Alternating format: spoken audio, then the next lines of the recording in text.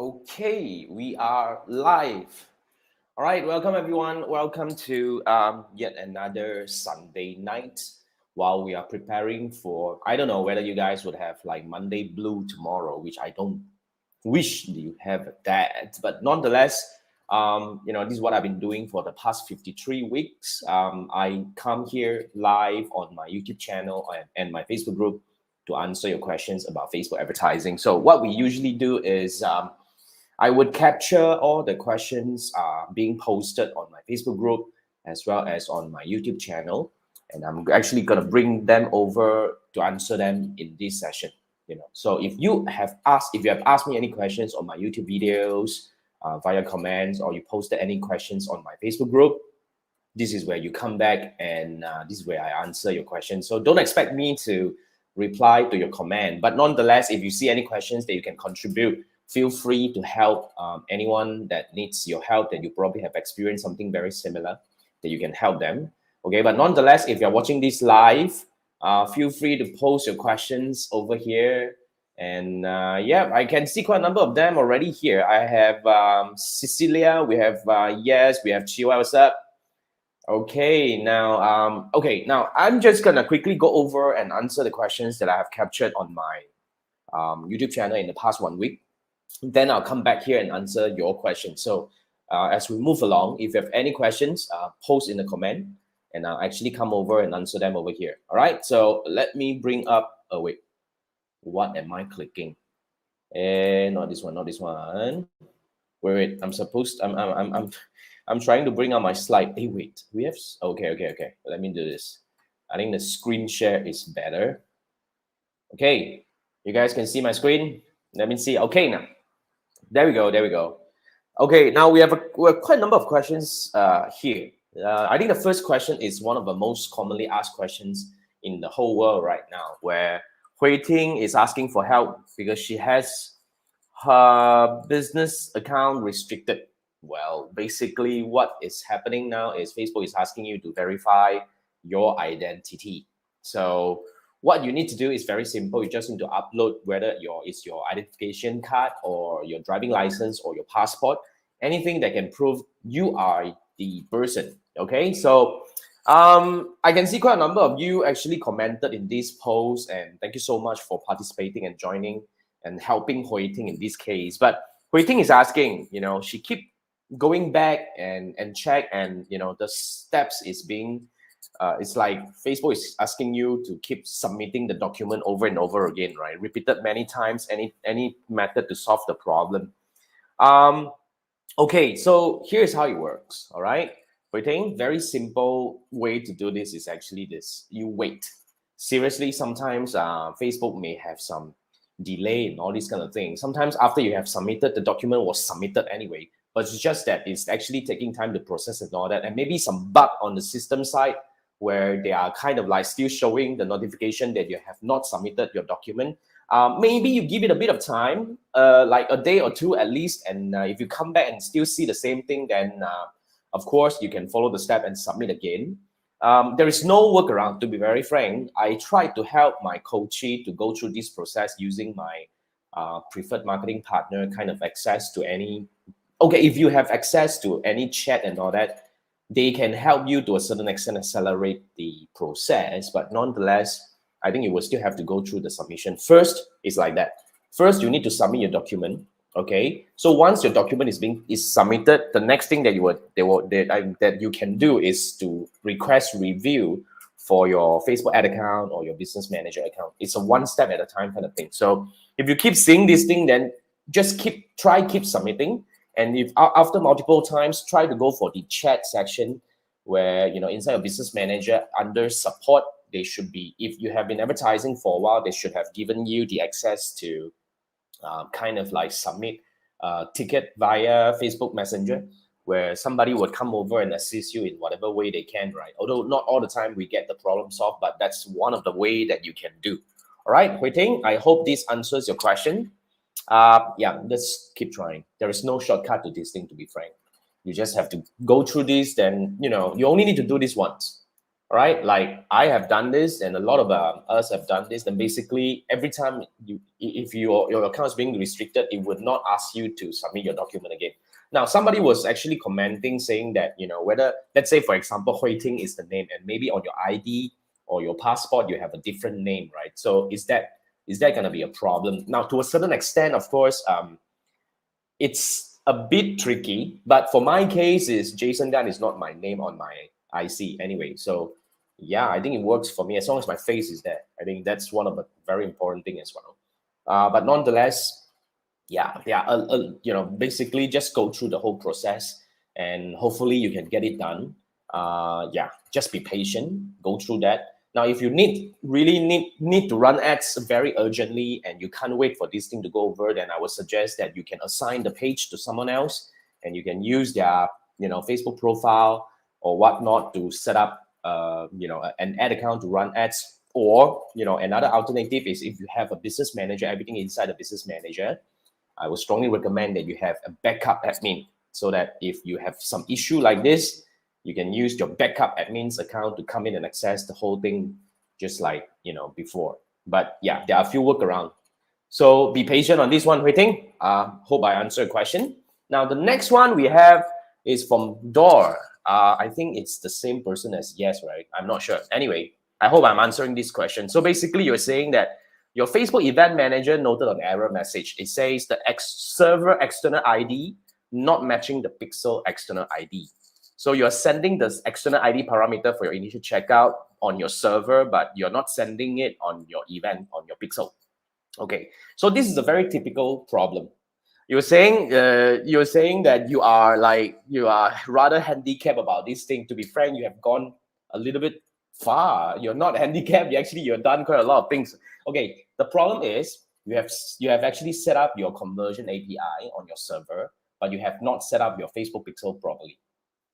Okay, so these two things has to work together. Conversion API cannot work without pixel installed on your website. So first you get your pixel set up properly and everything, and then only you install your conversion API. The conversion API comes later. The pixel has to be fixed first. Okay, so that's how the whole thing works, because conversion API theoretically is the backup kind of like tracking mechanism. As and when the pixel side is not working or not firing, then the conversion API is going to help you to capture the event.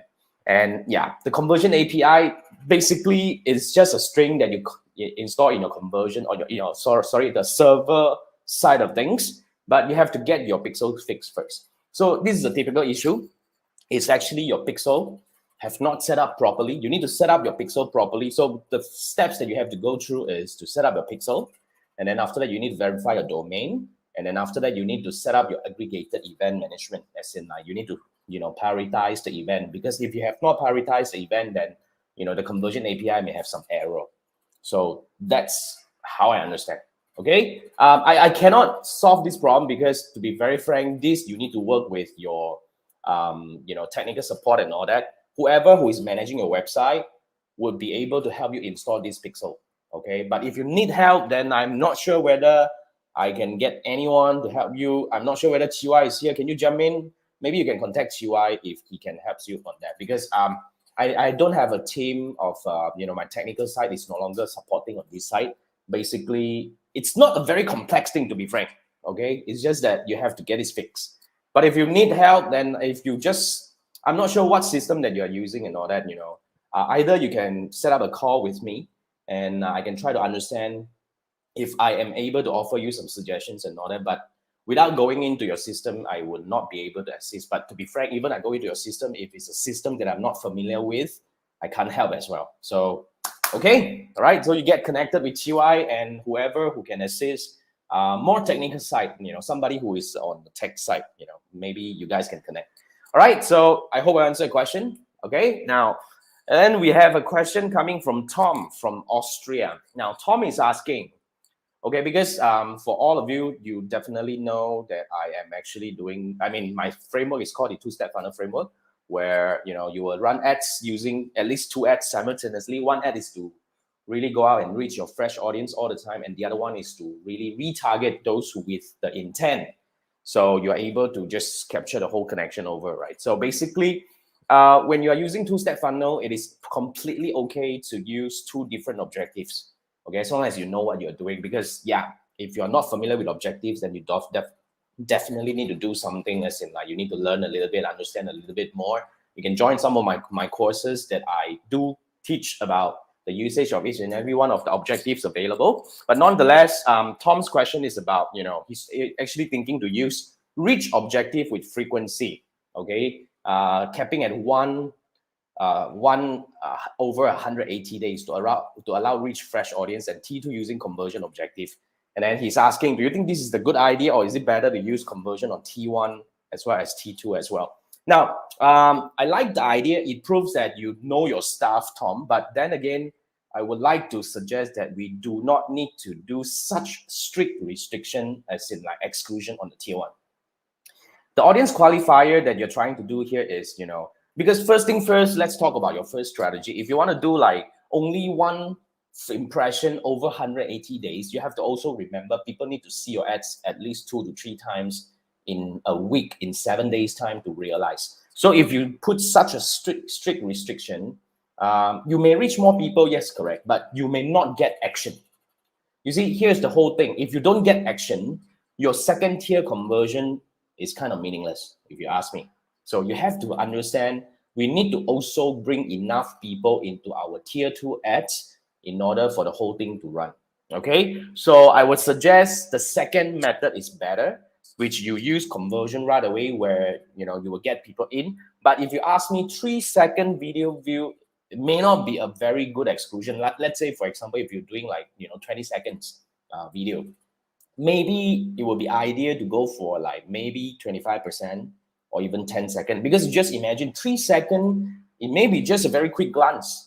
They haven't captured the whole thing. Maybe you need to show them a little bit more than, okay, let's say 5 seconds, like 25%. I would say that is reasonable kind of like exclusion that you can actually push them out, but not until the extent where 3 seconds immediately you want to push them out, unless your frequency is coming up high and then you're targeting a very niche audience. Then it may not, then definitely there will be a different consideration. But then again, yeah, that's my suggestion when you're actually using reach objective as your top of funnel for your two-step funnel. So I will not recommend reach. If you know that it's a conversion thing that you want, you can actually straight go for conversion, and let's test how it works. Because you have to also understand reach objective is a very unique objective.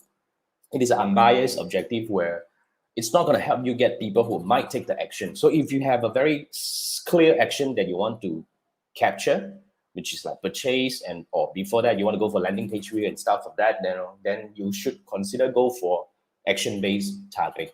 Okay, so yeah, thanks for the question, Tom. Now, okay, now Polly was asking because this is a comment on my video about how to prepare for Facebook Blueprint exam. Okay, now Polly is asking, one question is for how many marks? You know that the passing score is 700. I think so. Yeah, the passing score is 700, but I have no idea how many marks is per question.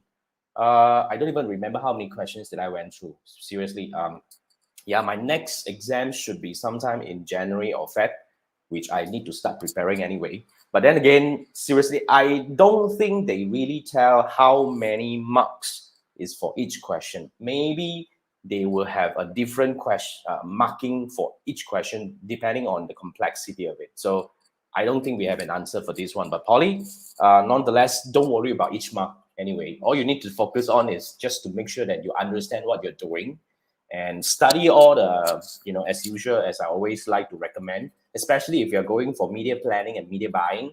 I would strongly recommend that you have at least, I would say, if you ask me, 1 year experience in managing ads. If not, it will be very difficult, because to be frank,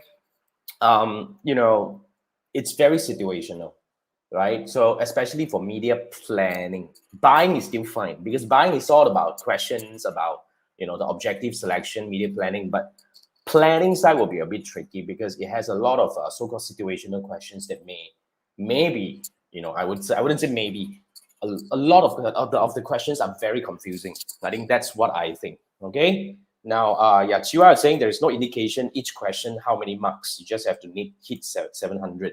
You just need to ensure you study all the reference materials given in the mock test again and again and again.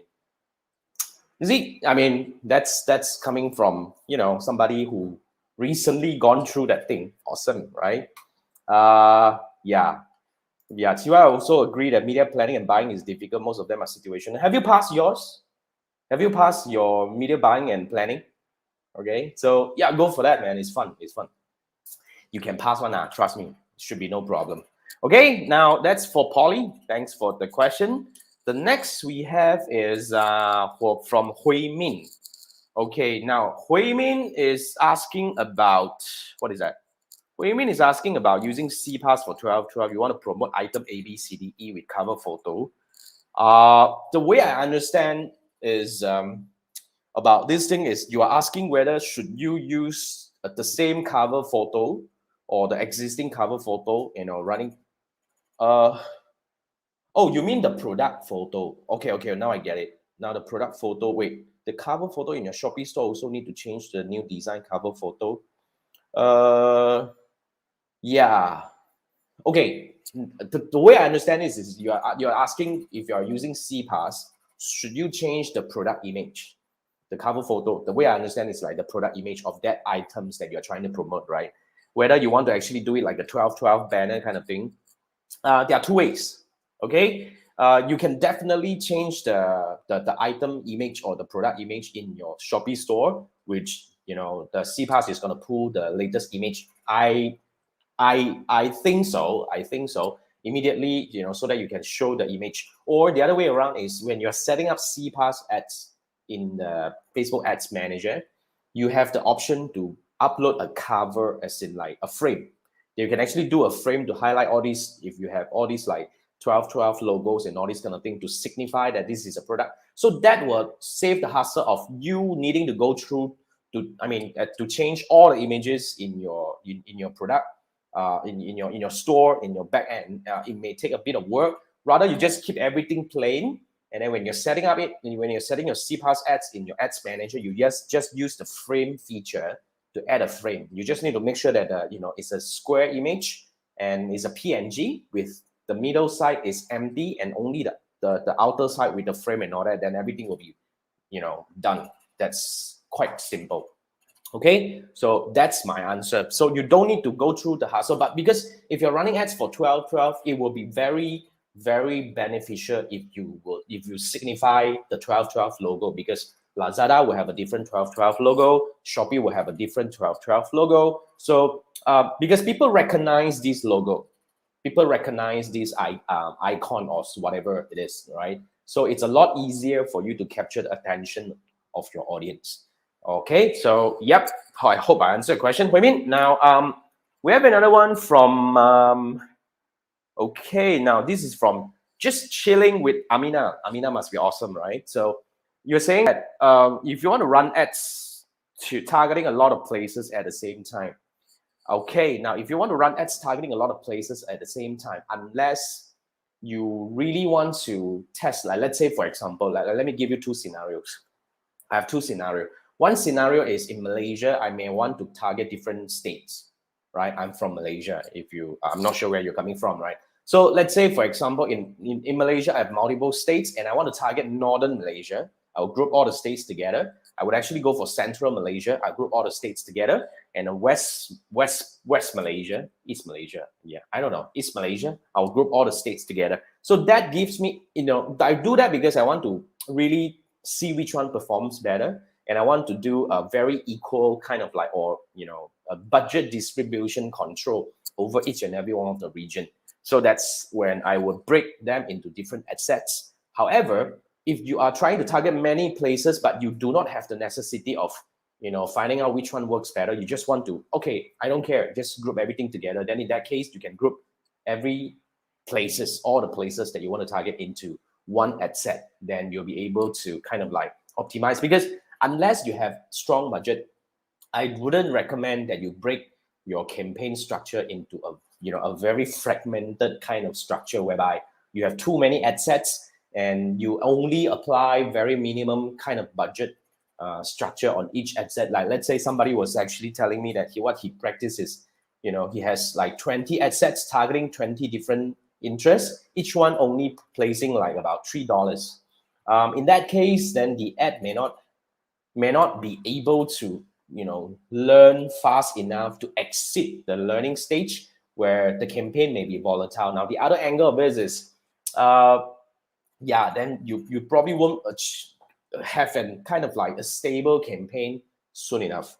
So yeah, unless you really want to test, like, let's say for example, another scenario that I have here is I have an ad set targeting Malaysia, Philippines, Singapore, Thailand, and Indonesia for each, because each one would have a different kind of like CPM, and altogether it's different.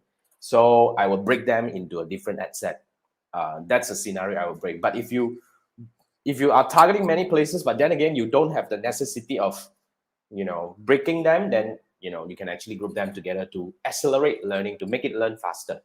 That's what I think. Okay, now right, I think that's all the questions that I have. Then I'm just going to bring this down. Then let's see if you guys have any questions, then you guys can post them here. Now I actually had a question posted by Cecilia.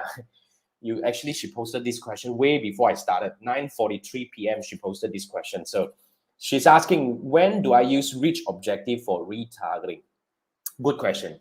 When do I use reach objective for retargeting? Now, first thing first, you have to understand reach objective is a non-action based objective whereby it is really to go out to target anyone. But if you use it for retargeting, it is a very powerful objective because you have the frequency control. So when do I use reach for retargeting? When I want to really create an impact among my audience in a very short period of time. Like for example, if I have a very important promotion coming up for the next 3 days and I really want to make an impact among those people who have visited my website, then I will use reach objective and I will do the frequency to a very high frequency, like for example maybe 10 times every day. But you can only do this if you're running this for a short-term campaign like 3 days, else you will create a very serious ad fatigue. So if it's a 3-day thing, you know that this is a 3-day promotion and you want to really blast out to all the people who have visited your website, then you can create a big kind of like a sizable budget and you go for very high frequency on a daily basis just to get the message out. So that's how I would use reach objective for retargeting. I hope I answered your question, Cecilia, but yeah, that's a very good question. Now, let me see where else, like Chiwa was saying, you haven't gone through the buying and planning exam. I know, right? I also need to study for my recertification already. Oh my God, it's crazy. All right, and okay, now somebody was asking, Ellen's asking, what's the difference between link clicks and the content view with shared item? Good question. Obviously, you have CPAS. Now, when you have CPAS, basically, when you want to really make the whole action funnel kind of illustration, you need to use the shared item, kind of like metrics tracking. So the difference between link clicks and content view is this, okay? Link click means they click on the link, they click on the advertisement on Facebook or Instagram, but not necessarily all the people who click will land on the landing. And so that's the difference. So you may have 100 people clicking the link, but when people go over, you probably have only about 40 to 50 people. Usually the conversion over, okay, the benchmark is 50%. So if you don't get 50%, then it's a really low kind of thing, like only 10% people going over, then something is not right. Okay, so but basically this is the difference. Okay, content view means they really landed on your Shopee or Lazada store and really look at the item on your store. So that's the difference between these two. Okay, so the difference between link click, the link click is on Facebook and then Instagram environment, and the content view is when they really go over and landed and look at the item itself. Okay, I hope I answered the question, Ellen. Now, what else? Post them in, man. Seriously, I don't have a lot of questions coming in today. And then we can actually have a chat over here. Anything? I have another like 6 minutes down. Anything? So basically, yeah, it's already like 5th of December. So moving up, you need to ramp up for your 12/12 and all that. But I also noticed something very interesting lately, which is I think the buying trend is not really as good as last year anymore. This is really from my observations since like 9, 9, 10, 10, 11, 11. Not that impactful anymore because I think people start buying, like getting used to all this online buying. They're no longer really waiting for the big day. But of course, most of the, like sales really come in at that point of time. Of course, like 12, 12, 11, 11 still happen, but it's not as big as last time anymore. Last year, as in like even years earlier, we know that when it comes to 11, 11, 12, 12, big thing is going to happen. But now, no, not as good, not as good. That's why it's more important that you have to start looking at basically, other than the 12, 12 and 11, 11 and whatnot, right? What are the strategies that you have to really maintain that kind of consistency? That's why I always emphasize on creating a high, creating a journey, or in a way, nurturing your existing customers to increase their lifetime value. Because I always like to emphasize, right? It's 7 times easier to sell to people who bought from you before than to a stranger. And moving forward, another thing that I was really like advocating in the past few months, in fact, I think past 1 year or so, is moving forward. If you ask me from 2022 onwards, right, the main theme for e-commerce is no longer about price war and all that. It's about branding. How do you build your brand to stand out? Because people already start having this so-called habit to buy from the merchants that they bought before. Like for example, for most of the things that I buy frequently online, I will always go back to the one that I bought from, because as long as I have a very good experience buying from this store or this seller, I will continue buying from them. So you have to start thinking, for your store. Okay, how do you actually do this? And some already, I observe, they're already planning for their own e-commerce website. So instead of selling only on Lazada and Shopee, they already kind of like have some strategy to bring people over. So that's kind of like the things that is happening right now. So yeah, start thinking about branding, right? Okay, now we have another question from Alan. When do we use conversion objective versus catalog sales? Now, conversion objective is really like to go for conversion, but catalog sales is also going for conversion. But if you go for conversion, then you can choose to use single image or single video as your creative. But when you go over to your catalog, then you have to use the creative from the catalog itself. Okay, let's say, for example, if you want to build a two-step funnel whereby you want to have a tier 1 ads going out to bring people in, not just using the product itself, but you have a, kind of like a video and all this kind of thing that you want to showcase and something like that. When you want to go over to conversion, catalog sales, the setup is a bit complex because you still have to tag it to the product set anyway. And often than not, they will pull out the so-called images and all that directly from the catalog. But if you want to use a customized image and all that, or video, it's a lot easier to set up using conversion.